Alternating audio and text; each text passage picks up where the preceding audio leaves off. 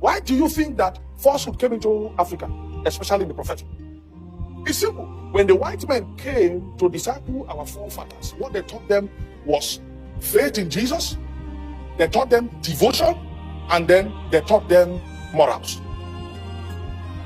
Faith, devotion, morals. After which, they brought education.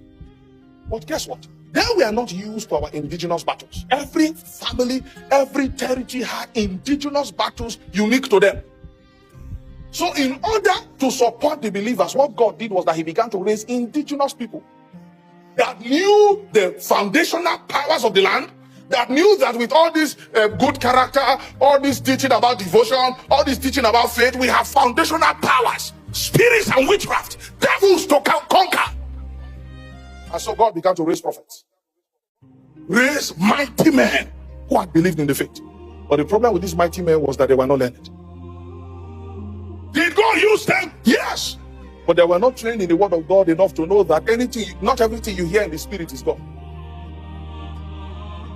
So you see a man that was actually raised by God, and then you look at his ministry, you begin to see certain mixture. Mixing God with certain false operation, and then you are wondering, this man must be fake. No, he was uneducated.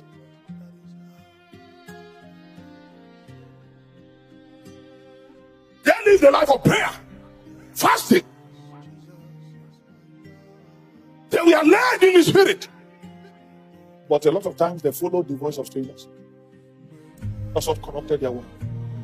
And that's why I see that the type of prophetic ministry God is raising now is one that is solidly rooted in the word of God. A privilege that the prophets before us did not have. Yet if it was power to confront the darkness in the land, God gave them in abundance. Because the white men, they are strangers to the battles we fought.